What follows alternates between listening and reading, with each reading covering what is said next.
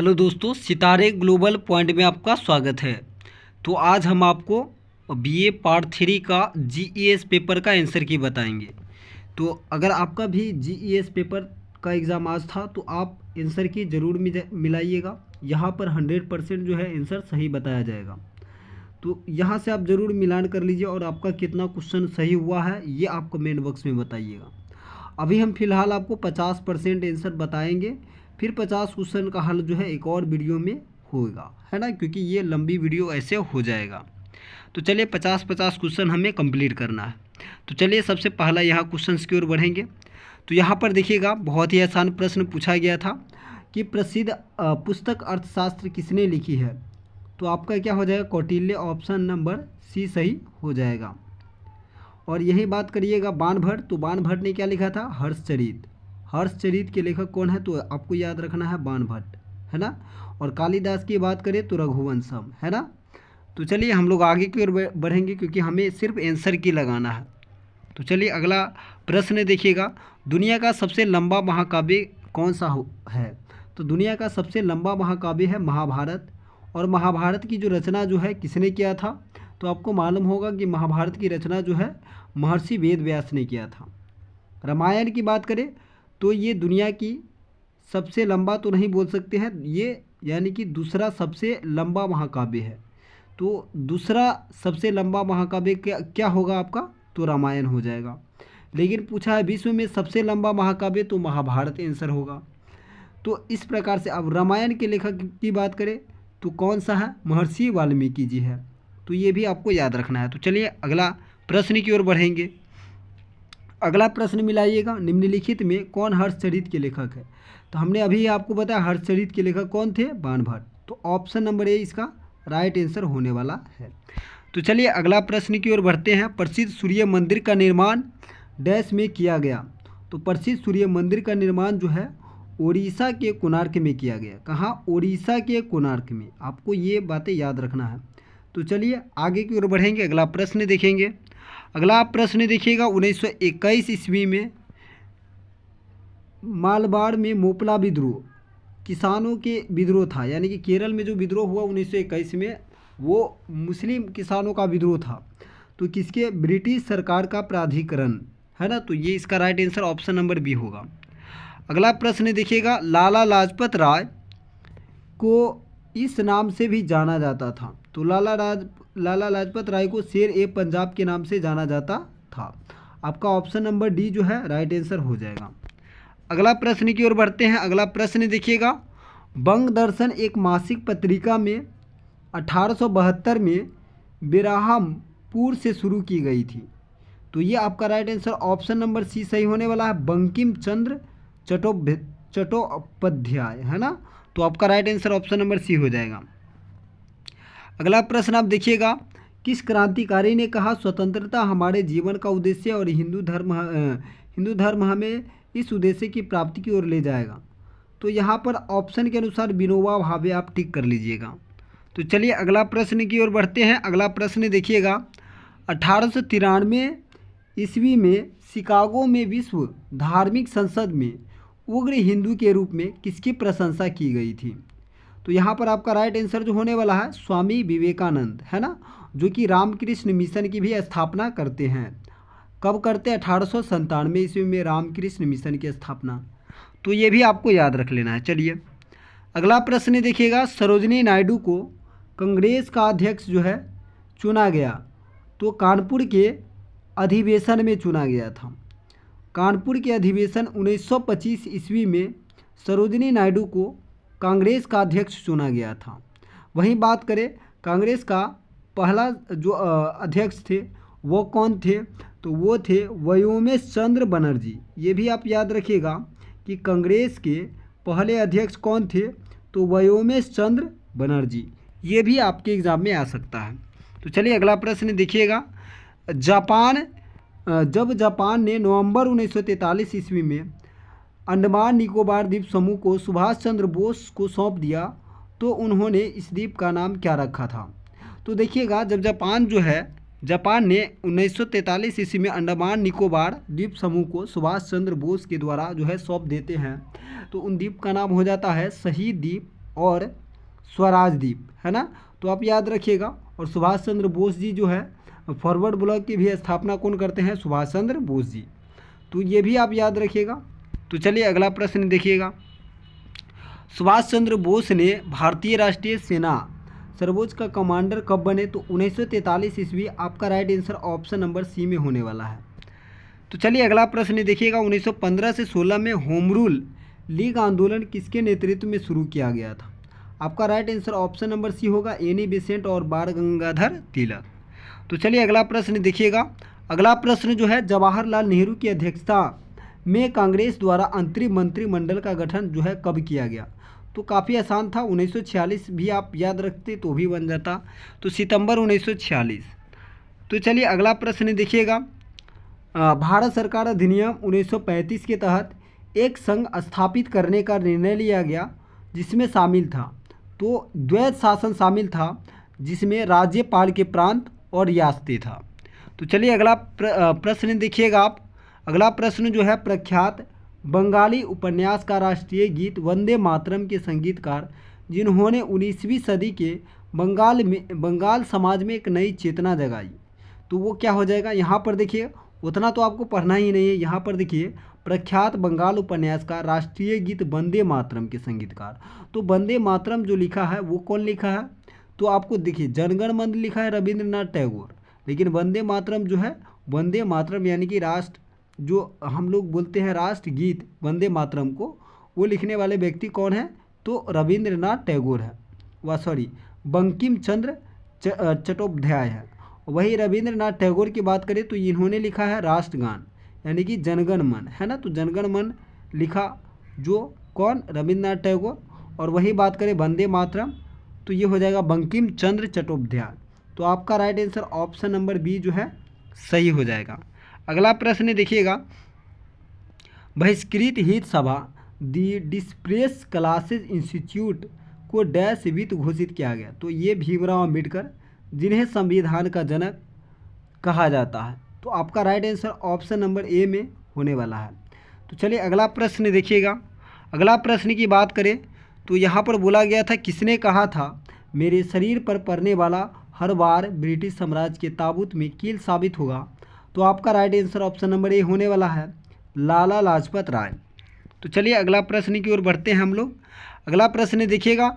मार्च 1923 ईस्वी में चित्तरंजन दास ने मोतीलाल नेहरू के साथ मिलकर निम्न में से किसका गठन किया था?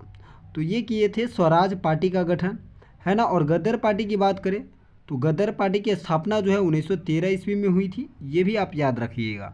फॉरवर्ड ब्लॉक की बात करें तो ये आपका स्थापना 1939 ईस्वी में हुई थी, तो ये भी आप याद रखिएगा क्योंकि आने वाला परीक्षा में ये प्रश्न पूछा जाएगा। तो चलिए अगला क्वेश्चन देखिएगा आप। अमृतसर में जलियांवाला बाग हत्याकांड कब हुआ था? तो 13 अप्रैल 1919 को जलियांवाला बाग हत्याकांड हुआ था। इस दिन हम लोग स्मृति दिवस के रूप में मनाते, स्मृति दिवस, है ना। तो यहाँ पर देखिएगा 13 अप्रैल 1919 को हुआ था। यहाँ पर देखिएगा महात्मा गांधी किसे अपना राजनीतिक गुरु मानते थे? तो गोपाल कृष्ण गोखले को। ऑप्शन नंबर डी सही होने वाला है। अगला प्रश्न देखिएगा। किसने कहा था स्वराज प्राप्ति के बिना हमारा जीवन और धर्म बेकार है? तो आपका right answer option number C में होने वाला है, लाला लाजपत राय। अगला प्रश्न देखिएगा। आज़ाद हिंद फौज के संस्थापक कौन थे? तो आज़ाद हिंद फौज के जो संस्थापक थे, यहाँ पर देखिएगा ये गलत दे दिया है, लाला लाजपत राय नहीं होता। यहाँ पर संस्थापक की बात करें तो ऐसे मोहन कुछ करके है ना, मोहन शायद मोहन सिंह करके है, लेकिन यहाँ पर नहीं दिया है। तो ऑप्शन के अकॉर्डिंग हम लोग सुभाष चंद्र बोस को टिक कर लेंगे। तो चलिए अगला प्रश्न देखिएगा। ब्रह्म समाज की स्थापना जो है किसने किया था? तो आपका right answer option number A होगा, राजा राम मोहन राय। अगला प्रश्न देखिएगा। रूस की राजधानी कहाँ थी? तो रूस की राजधानी की बात करें तो मॉस्को, और रूस की मुद्रा आप पढ़े होइएगा रूबल। क्या है रूस की मुद्रा? रूबल। तो चलिए अगला प्रश्न देखिएगा। जर्मनी की राजधानी कहाँ है? तो जर्मनी की राजधानी है बर्लिन। तो काफ़ी आसान प्रश्न ये है। पूर्व मध्य का रेलवे का मुख्यालय कहाँ है? तो हाजीपुर आपका राइट आंसर होने वाला है। यहाँ पर उत्तर अगर पूछता उत्तर रेलवे का मुख्यालय तो आपका दिल्ली हो जाएगा। क्या हो जाएगा? दिल्ली। दक्षिण रेलवे का पूछता तो चेन्नई हो जाता, दक्षिण रेलवे का पूछता तो चेन्नई। आप यहाँ पर यानी कि कुल 16 मतलब जो है मुख्यालय है, तो ये 16 मुख्यालय आपको याद करना पड़ेगा, तभी आपसे ये क्वेश्चन सब बनेगा। तो आप ज़रूर याद कर लीजिए, क्योंकि इतना डिटेल में बताएंगे तो वीडियो जो है काफ़ी लंबा होगा। संयुक्त राष्ट्र संघ का मुख्यालय कहाँ है? तो यहाँ पर देखिएगा संयुक्त राष्ट्र संघ का मुख्यालय जो है ये कहाँ है, तो यहाँ पर बात करें तो यहाँ पर देखिएगा, यहाँ पर ये जो है गलत ऑप्शन है। संयुक्त राष्ट्र संघ का मुख्यालय जो है न्यूयॉर्क हो जाएगा, ऑप्शन नंबर ए में सही है। अगला प्रश्न देखिए, विश्व स्वास्थ्य संगठन का मुख्यालय कहाँ है? तो जेनेवा। यही बात करें इसकी स्थापना तो 7 अप्रैल 1948 हो जाएगा, 7 अप्रैल 1948, ये आप जरूर याद रखिएगा। तो चलिए अगला प्रश्न, भारत के कितने प्रमुख भौतिक प्रभागों में बांटा गया है? तो 6। अगला बात देखिएगा, भारत के सबसे उत्तरतम बिंदु क्या है? देखिए उत्तरतम बिंदु को ऐसे बोलते हैं, भारत के सबसे उत्तरी बिंदु, यानी कि उत्तरी ये वाला जो बिंदु है उत्तरतम बिंदु, जिन्हें हम लोग क्या बोलते हैं? इंदिरा कॉल। क्या बोलते हैं? इंदिरा कॉल बोलते हैं भारत के सबसे उत्तरतम बिंदु को। और दक्षिणतम की बात करें तो दक्षिण यानी कि भारत के दक्षिणतम बिंदु को इंदिरा पॉइंट बोला गया है। क्या बोला गया है? इंदिरा पॉइंट। तो ये भी आप याद रखिएगा। तो इसके अकॉर्डिंग तो देखिए भारत के सबसे उत्तरतम बिंदु जो है इंदिरा कॉल, लेकिन यहाँ पर पूछा भारत की सबसे उत्तरी बिंदु क्या हो जाएगा? तो यहाँ पर इंदिरा कॉल तो नहीं है, तो जम्मू कश्मीर यानी कि भारत के उत्तर में है, उत्तर भाग में, तो आपका ऑप्शन नंबर ए सही होगा। तो चलिए यहाँ पर बात करें तो अगला क्वेश्चन, कौन सी नदी भारत और नेपाल के बीच सीमा बनाती है? तो शारदा नदी यहाँ पर हो जाएगा। ऑप्शन के अकॉर्डिंग कहते तो ऑप्शन के अकॉर्डिंग ही शारदा नदी हो रहा। अगला प्रश्न देखिएगा, भारत के सबसे ऊंची चोटी क्या है? तो भारत की सबसे ऊंची चोटी है कंचनजंगा। वही बात करें विश्व की सबसे ऊंची चोटी कौन है? तो माउंट एवरेस्ट। जब पूछता आपसे कि विश्व की सबसे ऊंची चोटी, तो माउंट एवरेस्ट होता। अगला प्रश्न देखिएगा, किस नदी को बिहार का शोक कहा जाता है? तो कोसी नदी को बिहार का शोक कहा जाता है। अगला प्रश्न देखिएगा, निम्न में से कौन सी भारत की सबसे निम्नलिखित में कौन सी भारत की सबसे पुरानी पर्वत श्रृंखला है? तो यहाँ पर अरावली पर्वतमाला हो जाएगा। अगला प्रश्न देखिएगा कि भारत के सबसे बड़ी मीठे पानी की झील है वुलर झील, ऑप्शन नंबर डी इसका राइट आंसर हो जाएगा।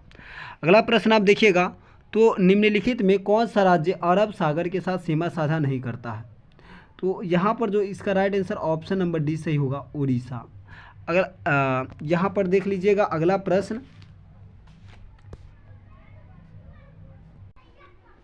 तो चलिए हम लोग आगे की ओर बढ़ेंगे। अगला प्रश्न देखिएगा, निम्नलिखित में किस जनजाति की सबसे अधिक जनसंख्या है? तो ऑप्शन नंबर ए आपका सही हो जाएगा, भील। अगला प्रश्न की बात करें तो तुमकुर, जहां भारतीय भूवैज्ञानिक ने सोने का भंडार संकेत पाया है, ठीक है, तो इसका राइट आंसर क्या होगा कि निम्नलिखित में से किस राज्य में है? तो ये जो प्रश्न है इनका राइट जो आंसर होगा ये आपका कर्नाटक हो जाएगा, ऑप्शन नंबर बी सही है। तो चलिए अगला प्रश्न की ओर बढ़ते हैं।